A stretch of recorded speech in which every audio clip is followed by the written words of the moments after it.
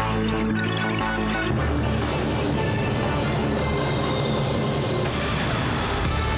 right, AutoNation, the country's largest Ford, GM, Chrysler, and Toyota dealer, is releasing its April sales numbers this morning. Joining us right now first on CNBC with the results is the company's chairman and CEO, Mike Jackson. And Mike, it looks like the sales were up 11% for the month of April. Yes, Becky, we retailed 18,000 units. That's an increase of 11%, driven by strong performance in the domestics brands, up 18%, and our premium luxury brands, 18%. So I'd say the themes that developed in the course of the month: one, consumer-driven automotive recovery is definitely underway. We definitely see the impact of pent-up demand and the fact that average age of vehicles out there are 10 years old. Of course, we dealt with $4 a gallon gasoline in the month of April.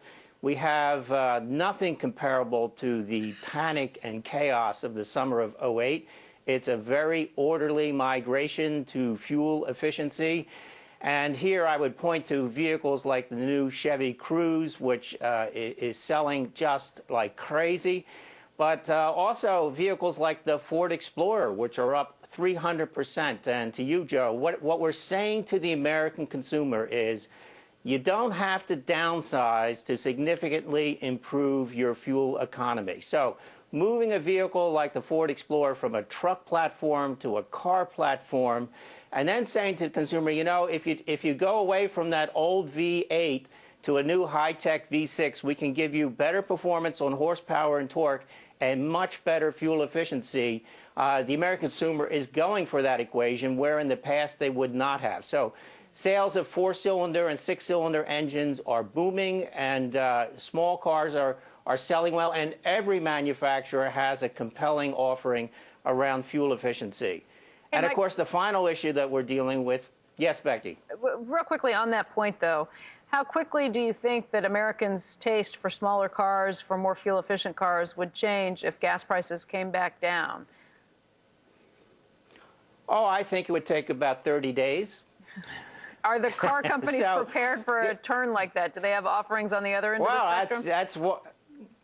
That's why volatile gasoline prices absolutely drive our industry crazy, because we all remember the trauma of the summer of '08, and imagine by November, back in the summer, car sales peaked at 62%. By November, they were down to 45%. So the tastes are fickle, and I think the inflection point or the tipping point between driving to fuel efficiency is around $4 a gallon. $3 a gallon, the American public doesn't care.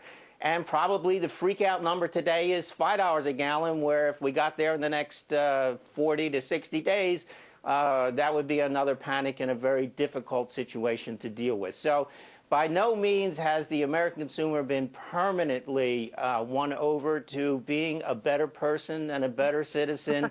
It's definitely the price of gasoline that's getting there. And ironically, you know, the industry needs, in a sense, gradually increasing gasoline prices. I know that's almost heresy to say, in order to sell all the fuel-efficient vehicles that we have in our pipeline. So strategically, if gasoline went back to $3 a gallon and sat there open-ended for the next several years, for the industry, you're absolutely right, it would be a problem. But I don't think that's going to happen. Everybody in the industry thinks we're going to see higher gasoline prices. We want to thank you so much for coming on and bringing us those numbers, and we will talk to you again very soon.